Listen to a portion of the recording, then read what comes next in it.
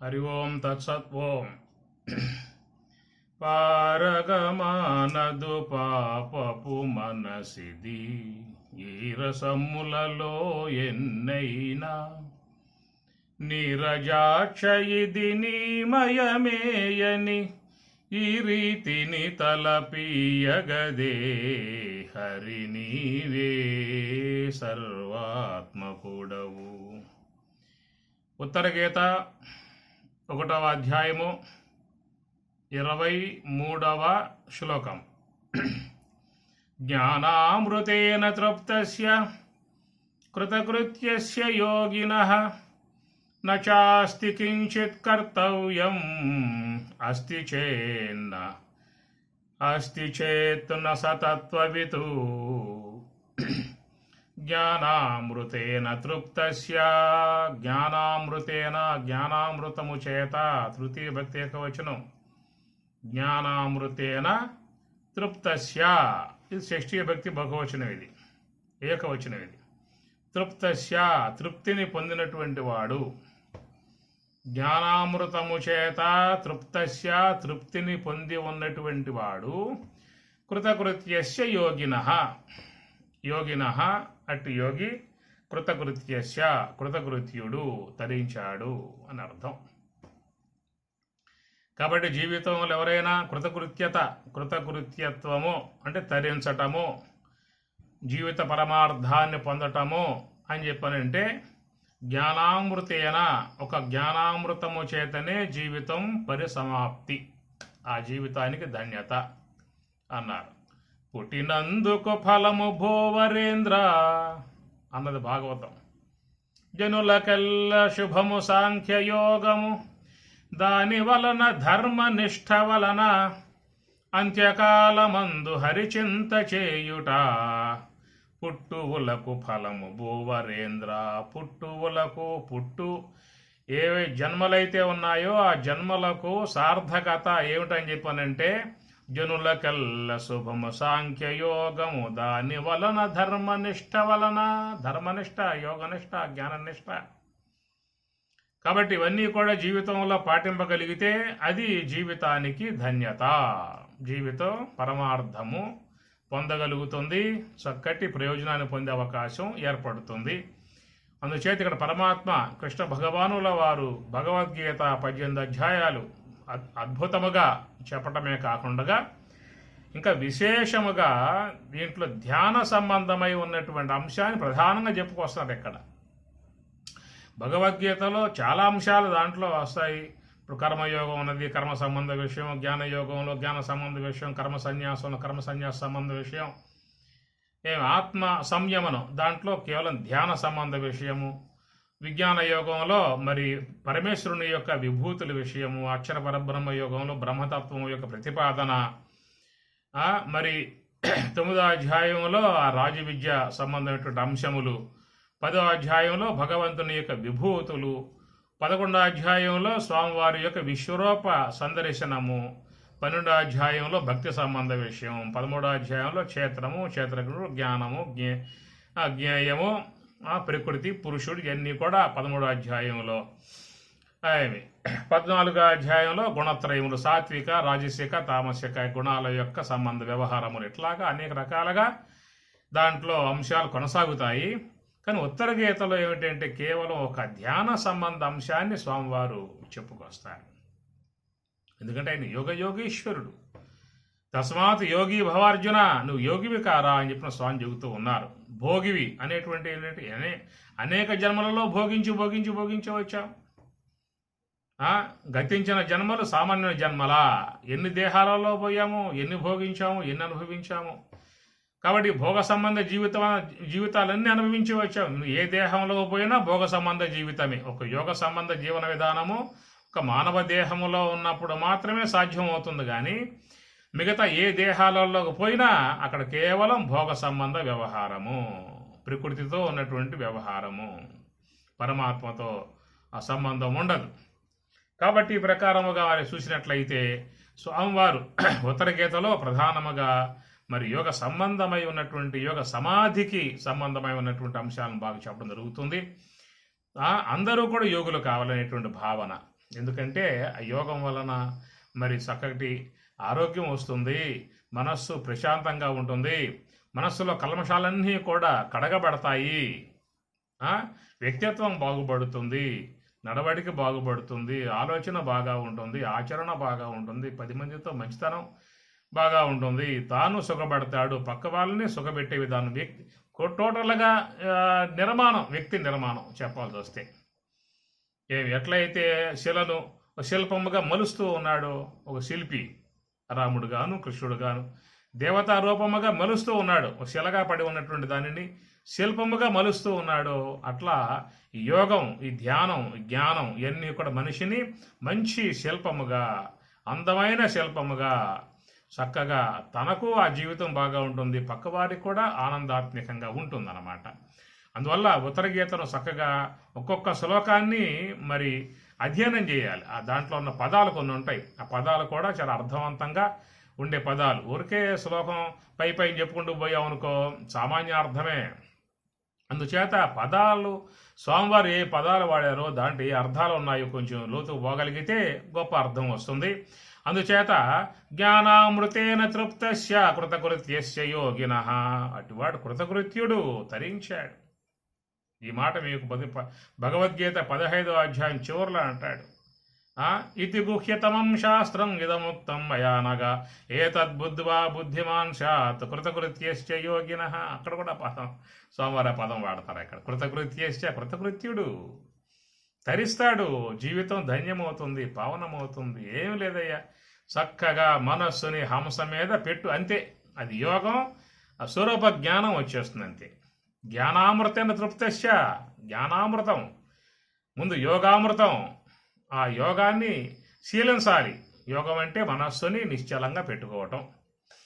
ప్రతి ఒక్క వ్యక్తి కోరుకునే విధానం కదా, నా జీవితంలో మనస్సు ప్రశాంతంగా ఉండాలి, మనస్సు హాయిగా ఉండాలి, మనస్సు ఆనందంగా ఉండాలి, మనస్సు నిర్మలంగా ఉండాలి, మనస్సు నిశ్చలంగా ఉండాలి. ప్రతి ఒక్క వ్యక్తి కోరుకునేదేక. మరి ఆ విధంగా మనస్సు ఉండాలని చెప్పి కోరుకున్నప్పుడు తగు విధమైనటువంటి యొక్క ప్రక్రియ చేయాలి కదా. అవన్నీ ఇప్పుడు కోరుకున్నవన్నీ కూడా రావాలని చెప్పానంటే దానికి ఏకైక మార్గం ఒక ధ్యానం అంతే, ఇంకొక మార్గం అనేటువంటిది ఏమి లేదు. కనుక అట్టి ధ్యానాన్ని పరమశివుడే చేస్తూ ఉన్నాడు, అట్టి ధ్యానాన్ని కృష్ణ పరమాత్మ చేస్తూ ఉన్నాడు, అట్టి ధ్యానాన్ని రామచంద్రమూర్తి ఆచరించాడు. అందరూ యోగులు, మహాత్ములు అందరూ కూడా. అందుచేత ఇక్కడ జ్ఞానామృతేన తృప్తస్య, ఆ జ్ఞానామృతముతో వాడు తృప్తస్య, తృప్తిని పొందుతాడు జీవితంలో. తృప్తి, శాంతి, ఆనందం అన్నీ వస్తాయి. అది జ్ఞానామృతం. ఏదా జ్ఞానం? మనం ముందు యోగం కావాలిగా. యోగం చేస్తే స్వరూప జ్ఞానం వస్తుంది. యోగం ఇలా చేయకుండా శ్రవణం చేస్తే వచ్చేది పరోక్ష జ్ఞానం, అపరోక్ష జ్ఞానం రాదు. శ్రవణం చేస్తే వచ్చేది పరోక్ష జ్ఞానము, సోహంభావ ధ్యానం చేస్తే వచ్చేది అపరోక్ష జ్ఞానం. కనుక అపరోక్ష జ్ఞానం వల్ల కలిగేది జ్ఞానామృతం, శ్రవణం వల్ల కలిగేది శ్రవణామృతం. వింటూ ఉన్న ఆనందమే కదా. ఉపనిషత్తులు కానీ భగవద్గీత కానీ ఇవన్నీ కూడా బాగా అర్థవంతంగా లోతుగా వింటూ ఉంటే అది శ్రవణానందం అన్నమాట. యోగాభ్యాసం చేసే వచ్చేది అది జ్ఞానామృతము. మనస్సు అంతర్ముఖమై లోపలికి పయనించి ఆత్మానుభవాన్ని పొందిన విధానం ఏర్పడుతుంది కాబట్టి దానిని జ్ఞానామృతము అని చెప్పని అంటారు. కాబట్టి ఏకైక మార్గం, అందరూ సులభంగా ఉన్న మార్గం, నిశ్చలముగా ఎప్పుడు అవకాశం వస్తే అప్పుడల్లా కూడా మనస్సుని ఆ శ్వాస వెంబటి పెట్టడం అంతేగా. ఊరుకున్నవాడు ఉత్తమ యోగిరా విశ్వదాభిరామ విను. ఊరుకున్నవాడు ఊరకే అని చెప్పింది, ఊరక ఉండంతే. ఊరక చూచుచుండువాడా అన్నాడు కృష్ణ పరమాత్మ. అది నేనేం చేయను, ఆయుధం పట్టను, ఊరక చూచుచుండువాడా అన్నట్లుగా ఆ రథం మీద స్వామిగారు కూర్చొని ఆ పగ్గాలు పట్టుకొని ఊరక చూస్తున్నాడు అంతే. ఆయన యుద్ధం చేయలేదు, చక్ర ఆయుధం పట్టలేదు, ధనస్సు పట్టలేదు, ఆయన అంతా జరిగిపోయింది. అట్లాగా నీవు కూడా మరి ధ్యానములో ఉన్నప్పుడు ఇది కూడా కురుక్షేత్ర సంగ్రామమే ఒక రకంగా చూస్తే. ఎందుకంటే అనేక ఆలోచనలు పుంకాలుగా సైనికులు వస్తారు, పైన పడతారు. మరి అవన్నీ కూడా దునియాడి ఉండాలని చెప్పానంటే ఏమీ లేదు. చక్కగా స్వామి చెప్పిన మార్గంలో ఆ శ్వాసను గమనిస్తూ ఉంటే చాలు. ఆ శ్వాస ఈశ్వరుడు అనుకోండి. ఆ శ్వాసే పరబ్రహ్మము, ఆ శ్వాసే పరమహంస. కనుక ఆ శ్వాసను కేవలం గమనిస్తూ ఉంటే చాలు, ఇంకేం చేయాల్సిన అవసరం లేదు. ఓరొక చూచుచుండు వాడ. సోఫాలో కూర్చో, కింద కూర్చో, కుర్చీలో కూర్చో, నువ్వు ఎక్కడ కూర్చున్నా కానీ నీ చూపు అంతా కూడా శ్వాస వైపే ఉండాలి. గమనించండి. ఏ విధంగా విమానం వెళ్ళిపోతూ ఉన్నప్పటికీ కూడా ఆ విమానం యొక్క ముళ్ళు ఉత్తర దిక్కు వైపే చూస్తూ ఉంటుందట. అట్లా మనం లోకంలో వ్యవహారాలలో ఉన్నప్పటికీ కూడా మన దృష్టి ఎప్పుడూ కూడా ఆ శ్వాస వైపే తిరిగి ఉండాలి, ఆ గమనికలో ఉండాలి. ఆ గమనికలో ఉంటే అది యోగం అవుతుంది. ఆ యోగములో అంతర్ముఖంగా పయనించాము అని చెప్పనంటే ఈ పంచకోశాలు దాటి ఆత్మానుభవం పొందినప్పుడు దానిని యోగామృతేన తృప్తస్య అన్నాడు. అది తృప్తి అన్నమాట. జీవితంలో ఎవరైనా తృప్తిగా ఉన్నారు అని చెప్పనంటే వారు జ్ఞానులే. లోకములో భౌతికంగా ఎన్ని సంపాదించినా కానీ తృప్తి కలిగే అవకాశాలు లేవు. అది ఈనాడు మానవుడు ఎన్ని సంపాదించటం లేదు, కోటాను కోట్లు, వేల కోట్లు అని చెప్పి మీకు టీవీల్లో వస్తూ ఉంటాయి, పేపర్లో వస్తూ ఉంటాయి. ఏమైనా తృప్తి పొందాడా చెప్పండి, అడగండి. ఎన్నో భోగించాడు, తృప్తి పొందాడా? చూచి చూచి చూచి కళ్ళు పోయాయి, చూసి ఆశపోవాలా. విని విని విని చెవులు పోయాయి, విని ఆశపోవాలా. తిని తిని తిని పండ్లు పోయాయి, తిని ఆశపోవాలా. ఏం చేశారు అప్పుడు? పండ్లు లేకపోతే 2 చెట్లు కట్టించుకోవటము, లేకపోతే రోట్లో బాగా దంచి దంచి పొడును చేసి సప్పడించి మింగటము. అపేక్షలు బావు, తృప్తి కలగదు. ఎంత లెక్క తిరిగినా తిరిగి కాళ్ళు పోయినా తిరిగి ఆశ పోదు. ఈ ప్రకారంగా జీవితంలో మానవునికి తృప్తి అనేది ఎప్పుడు వస్తుందయ్యా అని చెప్పనంటే బ్రహ్మైక్యానుభవాన్ని పొందినప్పుడే జీవితంలో తృప్తి అంటాడు. చాలు, అది ఏమీ అవసరం లేదని చెప్పి అంటాడు. అయ్యా ఇక నాకేమీ అవసరం లేదు, చాలు. నా మనస్సు కుదుటపడింది, నా మనస్సు నిశ్చలమయ్యింది, నా మనస్సు స్వరూపములో లయమవుతున్నది, స్వరూప ఆనందాన్ని పొందుతుంది. కాబట్టి అట్టివాడు దేనికోసముగాను అరులు చాసడు. యదృచ్ఛా లాభ సంతుష్ట అదనమాట. అందువల్ల భౌతిక సంపదలతో జీవితంలో ఎవడూ కూడా తృప్తి పడ్డవాడు లేడు. సంతుష్టుడి 3 జగముల పూజ్యుండు, సంతోషికెప్పుడు జరుగు సుఖము, సంతోషి కాకుంట సంసార హేతువు అని చెప్పేది మాట భాగవతం. సంతుష్టుడి 3 జగముల పూజ్యుండు, జగముల పూజ్యుండు వాడు బ్రహ్మజ్ఞాని, సంపూర్ణమైనటువంటి యొక్క తృప్తిని పొంది ఉన్నవాడు. ఆపూర్యమానం అచల ప్రతిష్టం సముద్రం ఆపహ, ప్రవిశంతి యద్వత్ తద్వత్ కామాయం ప్రవిశంతి సర్వే సహ శాంతిం ఆప్నోతి, సహ అట్టివాడే శాంతిం ఆప్నోతి, శాంతిగా ఉన్నాడు. ఎట్లయితే ఆ సముద్రం గంభీరమై అనంతమై వ్యాపకమై విశాలమై నిర్మలమై శుద్ధమై స్వచ్ఛమై ఎట్లా ఉంటుందో అట్లా సముద్రంలాగా నిండుగా దండిగా మనస్సులో ఏదైనా కొరత లేకుండగా అట్లా ఉండిపోతారు ఆత్మజ్ఞాని. భౌతిక వస్తువుల్లో మునిగిన వాడికి ఎంత అన్న ఇవ్వు తృప్తి కలగదు. అది అల్లుడు వచ్చాడు మామగారింటికి. మామ నాకు డబ్బు కావాలని చెప్పి అన్నాడు. ఎంత కావాలరా? 10 కోట్లు కావాలి. ఊరు దేవుడు, నేను ఎట్లా తెచ్చేస్తాను 10 కోట్లు? నా ఎక్కడ ఉన్నాయి 10 కోట్లు అని చెప్పి అన్నాడు. ఏమన్నా పాటలు పడు, నాకు కావాలి, ఒక పెద్ద బిల్డింగ్ కొనుక్కోవాలి, ఒక ల్యాండ్ ఒకటి వచ్చింది కొనుక్కోవాలి, లేకపోతే మీ అమ్మ మీ ఇంటికి వచ్చేస్తుంది. ఇది బెదిరింపులు అన్నమాట పైగా. ఈ విధంగా అనగానే పాపం ఆయన దిగులు పడ్డాడు. ఇంత డబ్బైనా తెచ్చేది అని చెప్పేసి అని బాధపడుతూ ఉంటే అప్పుడు అమ్మగారు ఇంట్లో, అయ్యా అల్లుడు గారు మంచిది, సంతోషం, రండి, మీరు తృప్తిగా భోంచేయండి, భోంచేసిన తర్వాత మాట్లాడుకోవచ్చు అని చెప్పి అన్నది. ఆమె గారు ఏం చేసిందంటే పెద్ద పెద్ద గారెలు, చాలా చెయ్యంత పెద్ద పెద్ద గారెలు చేసిందన్నమాట. చేసి ఒక 5-6 కేజీలు పప్పు నానబోసింది, ఆ పనే చేసి పారేసింది గారెలు, వడ్డం చేసింది. వీడు తిన్నాడు. తిన్న తర్వాత అమ్మ చాలని చెప్పని అన్నాడు వాడు. అప్పుడు చెప్పింది, అయ్యా ఒక్కొక్క గారికి 1,00,000 రూపాయలు చొప్పున ఇస్తాను నీకు, తినమని చెప్పాను. ఎన్ని గారెలు తింటే 2 లక్షలు ఇచ్చేస్తాం.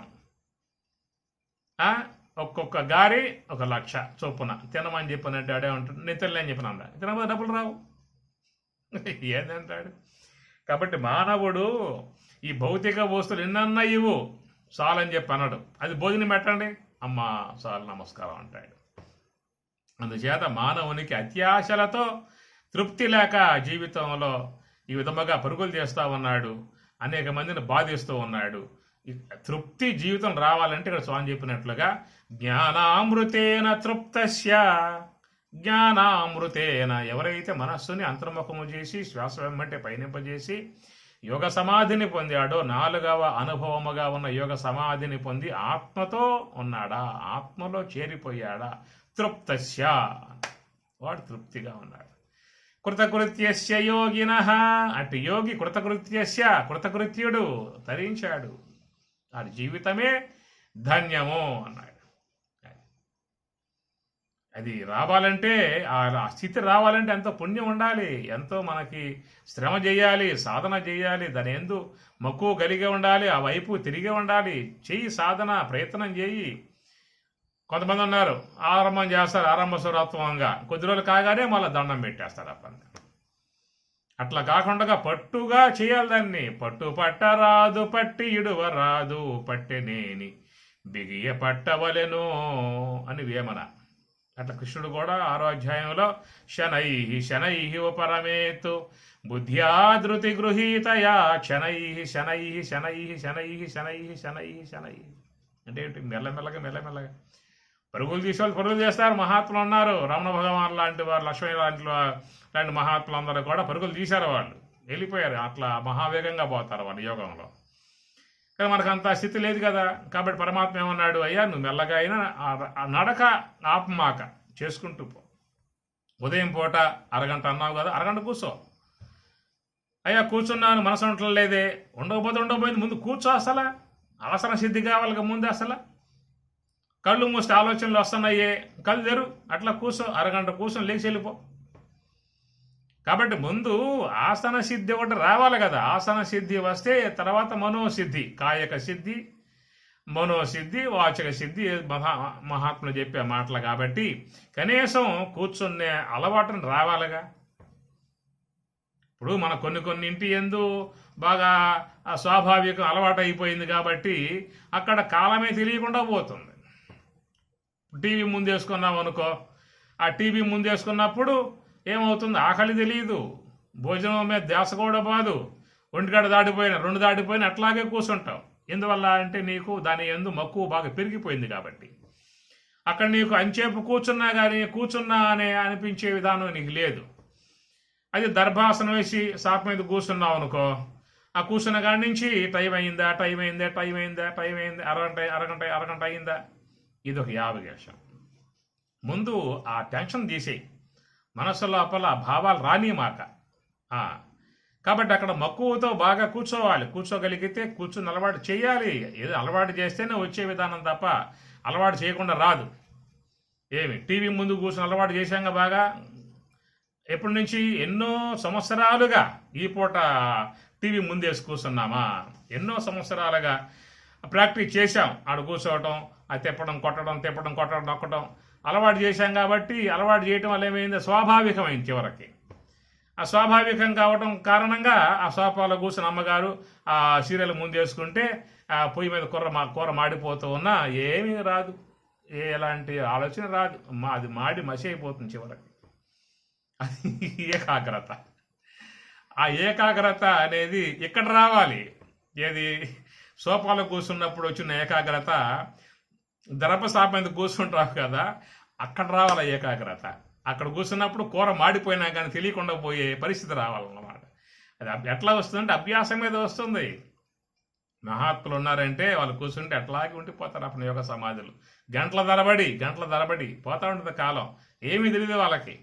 కాబట్టి కారణం ఏంటి, అది అభ్యాసం అయింది వాళ్ళకి, ఇది మనకు అభ్యాసం అయింది, అది వాళ్ళకి అభ్యాసం అయింది. ఏదైనా అభ్యాసాన్ని బట్టే వస్తుంది, వెహికల్ నడుపుతూ ఉన్నామంటే అభ్యాసాన్ని బట్టే, ఏదో వర్క్లో చేస్తున్నామంటే అభ్యాసాన్ని బట్టి ఏదైనా వస్తుంది. అందుచేత కృతకృత్యస్య యోగినః, ఎవరైతే మనస్సుని శ్వాస వెంబటి ఉంచి ధ్యాన మార్గంలో పయనింపజేసి లోన ఉన్నటువంటి యొక్క ఆత్మ యొక్క దివ్యానుభవాన్ని పొందినటువంటి వాడు మాత్రమే జీవితంలో తృప్తిని వాడు సమగ్రంగా పొందుతాడు, తృప్తిగా ఉంటాడు. వాడు ఉన్నా లేకపోయినా తృప్తి వాడు. కౌపీనవంత కలు భాగ్యవంత, శంకరాచార్యుల వారు కౌపీన పంచకం రాశారు. అది ఆత్మతృప్తి, ఆత్మానందం దాంట్లో ఉన్నది. ఒకసారి పొందవయ్యా, పొందితే దాంట్లో ఉన్న విధానాన్ని చక్కగా మనం ఆస్వాదించే అవకాశం ఏర్పడుతుంది. ప్రయత్నం చేయి కొంతైనా. కృతకృత్యస్య యోగినః, అటు యోగి కృతకృత్యుడు, తరించాడని చెప్పాను. నచాస్తి కించిత్ కర్తవ్యం, నచ అస్తి కించిత్ కర్తవ్యం, కించిత్ కూడా కర్తవ్యం, చేయదగింది ఆయనకి ఇంక జీవితంలో ఏది లేదు. ఇక ఏ కర్మకాండలు లేవు, ఏ పూజలు లేవు, ఏ యొక్క వ్రతాలు లేవు, ఏ యజ్ఞాలు లేవు, ఏమి లేవు. మొత్తం అన్నింటి యొక్క సారం బ్రహ్మైక్య సిద్ధి అన్నమాట. ఏమి అట్టివాని కృతకృత్యస్య యోగినః నచ అస్తి కించిత్ కర్తవ్యం, జీవితంలో కించిత్ కూడా కర్తవ్యం లాంటిది ఏమి లేదేక. సంధ్యావందనం చేయాలా, పూజ చేయాలా, యజ్ఞాలు చేయాలా, యాగాలు చేయాలా, వ్రతాలు చేయాలా. దీన్ని ఎవరైతే గృహస్థులే ఉన్నారో, గృహస్థులే ఉన్నటువంటి వారు ఆ యొక్క విధానాలలో కామ్య సంబంధ భావాలు ఉంటాయి. కాబట్టి కామ్య సంబంధాలంటే సిరి సంపదలు కావాలని, లేదా బిడ్డలకు ఆరోగ్యం కావాలి, యజమానికి ఆరోగ్యం కావాలి, ఇంకా ఇది కావాలి, అనేక రకాలైన కోరికలు ఉంటాయి. కాబట్టి దాన్ని బట్టి ఇవన్నీ కూడా చేయటం లాంటిది ఉంటుంది. ఎప్పుడైతే బ్రహ్మము యొక్క స్థితిని పొందాడో అట్టి వానికి ఇంకా ఏమీ కూడా చేయాల్సిన అవసరం లేదు. కించిత్తు నకర్తవ్యం అన్నాడు. ఇదే మాట మీ గీతలో పరమాత్మ కూడా చెప్పాడు. ఏమి యస్తు ఆత్మరతిరేవ స్యాత్ ఆత్మతృప్తస్య మానవః ఆత్మన్యేవచ సంతుష్టః తస్య కార్యం న విద్యతే, తస్య అట్టివానికి కార్యం చేయదగు పని న విద్యతే లేదు అన్నాడు. ఆ మాట అక్కడ వచ్చింది, ఇప్పుడు ఇక్కడ స్వామివారు 2 సార్లు చెప్పారు ఈ విషయాన్ని. అట్టివానికి ఏమీ లేదాక సమగ్రంగా ఆత్మతో ఆనందిస్తూ ఉన్నాడు. ఆత్మ బ్రహ్మం అంటే ఏమిటి? సమస్త విశ్వానికి అధిష్టానమై ఉన్న వస్తువు, సమస్త దేవతలలో కూడా వ్యాపకమై ఉన్నటువంటి యొక్క వస్తువు, సమస్త జీవులకు అధిష్టానమై ఉన్నటువంటి యొక్క వస్తువు బ్రహ్మము. ఆ బ్రహ్మమే దేవదేవుడు, బ్రహ్మ పదార్థం. కాబట్టి భగవద్గీత బ్రహ్మ విద్య, ఉపనిషత్తులు బ్రహ్మ విద్య, యోగశాస్త్రం బ్రహ్మ విద్య, వశిష్ఠ గీత బ్రహ్మ విద్య, మొత్తం బ్రహ్మ విద్య, బ్రహ్మాన్ని గురించి బోధించేటువంటివి. అట్టి బ్రహ్మాన్ని పొందాడా అని చెప్పనంటే వానికి నచాస్తి కించిత్ కర్తవ్యం, కించిత్ కూడా కర్తవ్యం లాంటిది లేదన్నాడు. అస్తి చేత్ న సహ తత్వవితు, అస్తి చేత్ ఒకవేళ గనక వానికి చేయాల్సిన విధానం ఉన్నదా అని చెప్పనంటే సహా అతడు నా తత్వవితు, తత్వవేత్త మాత్రం కాల.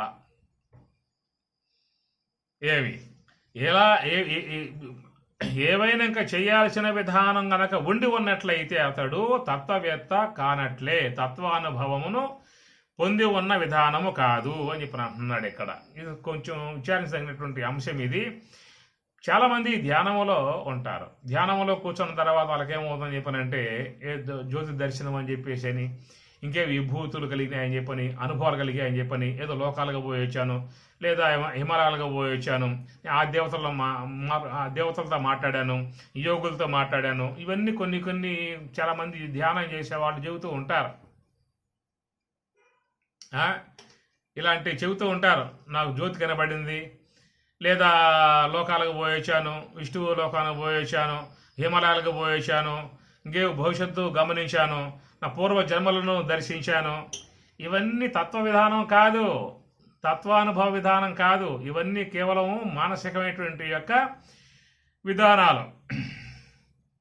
మనస్సు అనేటువంటి యొక్క వస్తువు కాడ ఉన్నటువంటి గారడి. మనోవిలాసం సచ్చి సుఖయిక పరమాత్మ రూప సాకాశకాహం నిజబోధ రూప. శంకరాచార్యుల వారు మనోవిలాసం అన్నాడు. చరాచరం భాతి మనోవిలాసం. ఇది మనస్సు యొక్క విలాసం. ఏవైనా నీకు ధ్యానములో అవి కనబడ్డాయి, కనబడ్డాయి, ఆ లోకాలకు పోయా, ఈ లోకాలకు పోయా, నాకు ఈ అనుభూతి కలిగింది, ఇవన్నీ ఏమిటి? మనస్సు ఉండబట్టి కలుగుతున్న ఇవన్నీ కూడా మనస్సు యొక్క ఊహా సంబంధముగా ఉన్నటువంటి ఇవన్నీ కూడా. అందుచేత ధ్యానం అనేటువంటి పేరుతో ఇలాంటి యొక్క మార్గాల్లోకి వాళ్ళు పోయి నాకు అంతా కలిగింది, నాకు అంత అనుభవం ఏర్పడిపోయింది, నేను దర్శించాను, నేను చూశాను, దివ్యానుభవం కలిగింది అనే మాటలు మాట్లాడే విధానం అంతా కూడా అది ఒక భ్రాంతిజన్యమైన విధానము. మనస్సు చేసే గారడి గమనించండి. ఇక్కడ చెప్పే పరమాత్మ చెప్పేటువంటి యొక్క జ్ఞానామృతేన తృప్తస్య కృతకృత్యస్య యోగినః నచాతి కించిత్ కర్తవ్యం అస్తి చేత్ న సతత్వవిత్. వాడు తత్వవేత్త అయినటువంటి వాడు కాదు అని చెప్పని మాట కింద ఇక్కడ పరమాత్మ వాడుతూ ఉన్నాడు. కాబట్టి ఏంటంటే ఇక్కడ అవగాహన రహితమైనటువంటి స్థితిలో వాళ్ళు ధ్యానములో ఉండి ఏవో కొన్ని మానసిక సంబంధ అనుభవాలు పొంది అదే యోగ సమాధిగా, అదే జ్ఞాన సమాధిగా భావించుకుంటూ ఉన్నారు. ఆయన చెప్పాడు, ధ్యానములో కూర్చున్నప్పుడు ఏమీ తెలియకుండా పోతుందయ్యా, ఆ ఏమీ తెలియకుండా పోవటమే యోగ సమాధి అని చెప్పిన అన్నాడు. ఒక వ్యక్తి ధ్యానంలో కూర్చుంటే ఏమైంది? ఏమి తెలియకుండా పోయింది. ఆ ఏమి తెలియకుండా పోవటంతో ఏమంటాడు, నాకు తెలియకుండా పోయింది స్వామి, నువ్వు చెప్పినట్లుగా నేను యోగ సమాధికి పోయొచ్చా. ధ్యానములో కూర్చోగానే వచ్చేది ఏమిటి? రెండు వస్తాయి. ఒకటి నిద్ర, తెలియనితనం వస్తుంది. ఒకటేమో ఆలోచన, లోక ప్రపంచం, లోకాల గమనం. రెండు వస్తాయి ఎక్కడ. ఒకటేమో నిద్రలోకి వెళ్ళిపోయాడా ఏమీ తెలియదు. రెండవది ఏమిటి?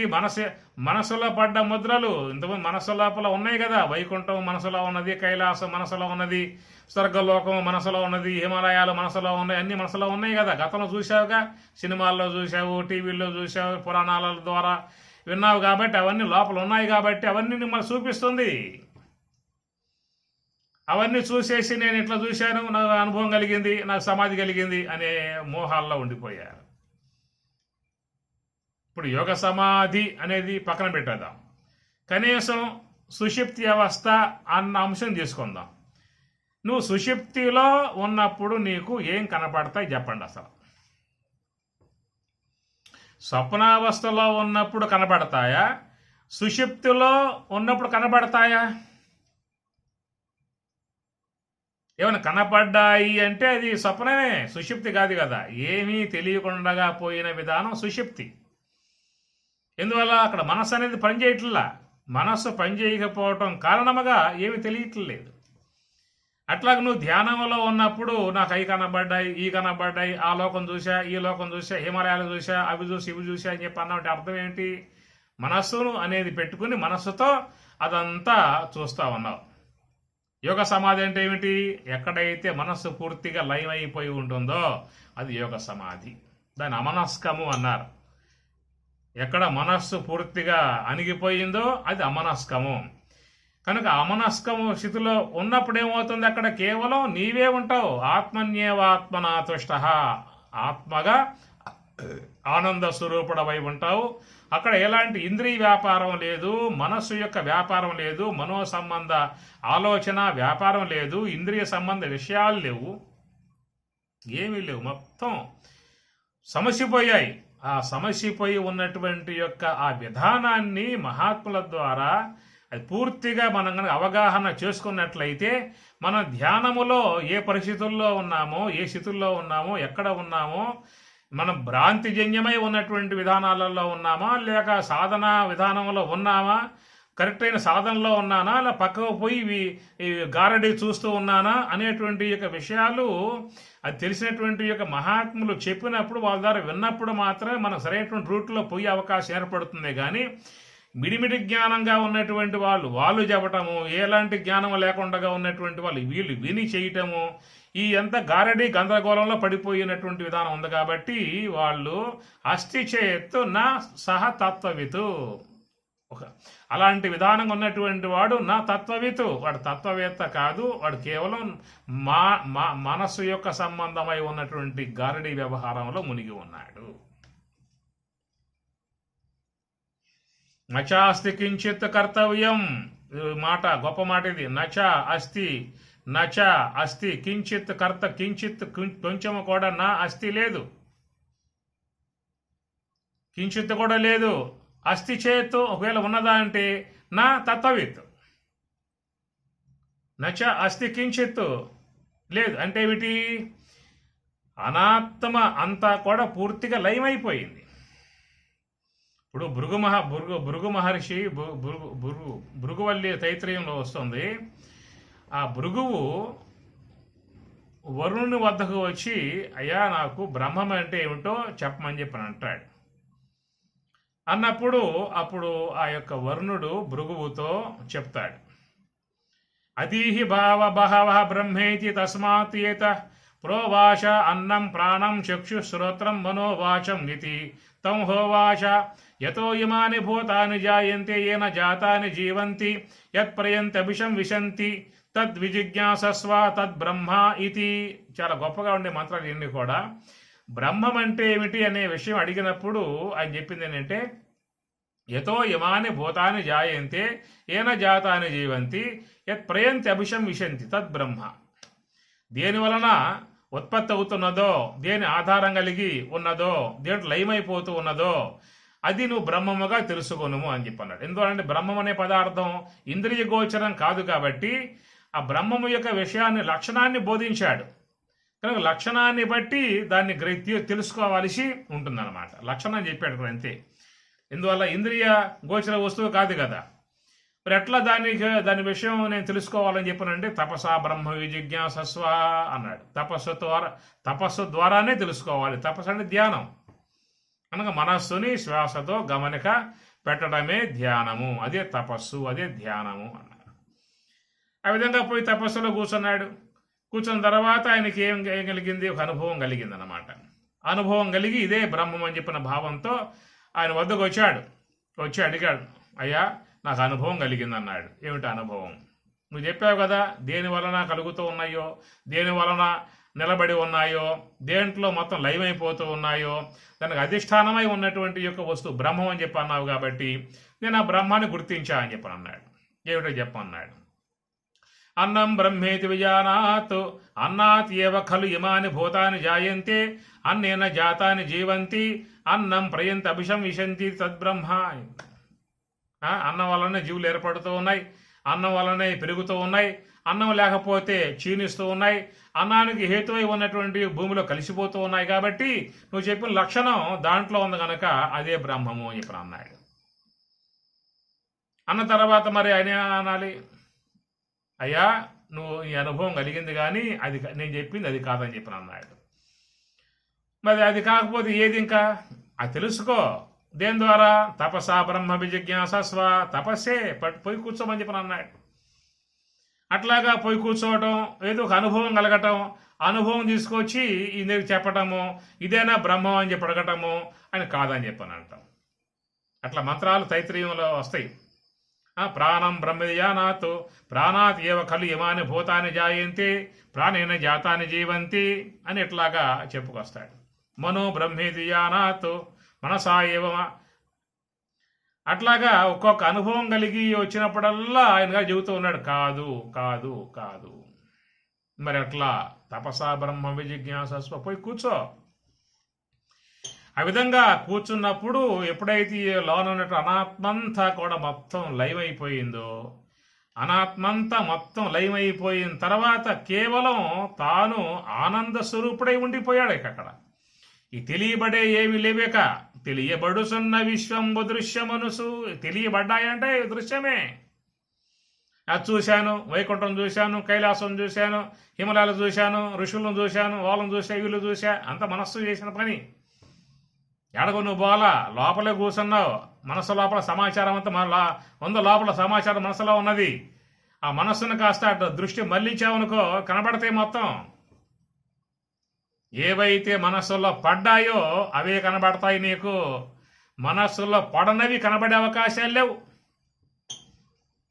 ఏమి ఇప్పుడు రష్యాలో ఏమున్నాయి చెప్పు చూద్దాం, ఆఫ్రికాలో ఏమున్నాయి చెప్పు చూద్దాం,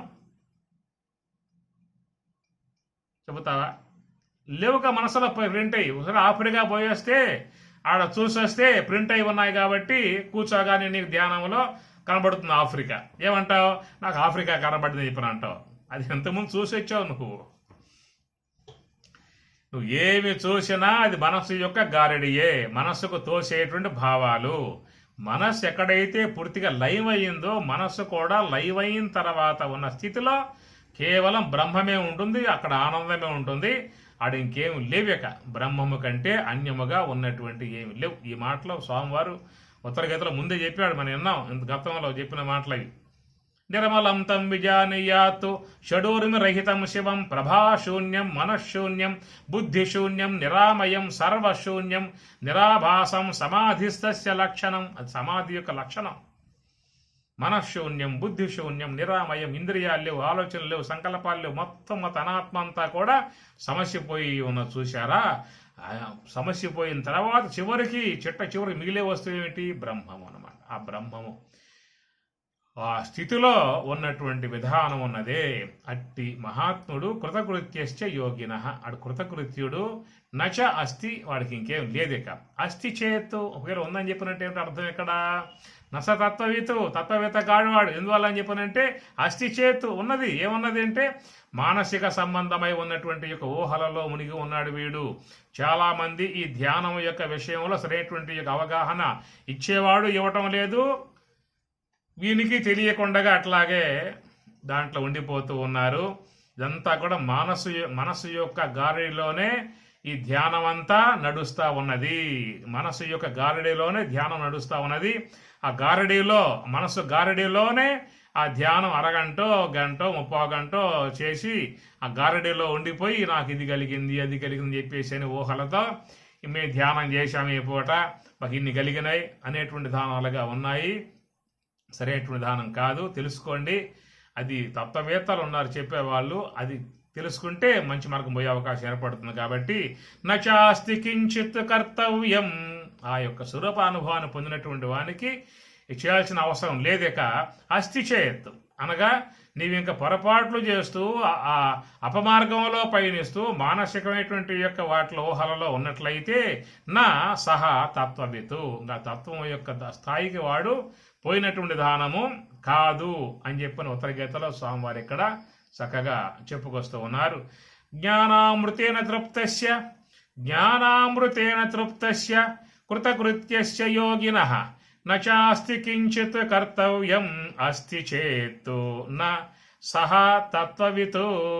చాలా గొప్పగా ఉండేటువంటి భావాలు మనం అధ్యయనం చేస్తూ ఉన్నాం.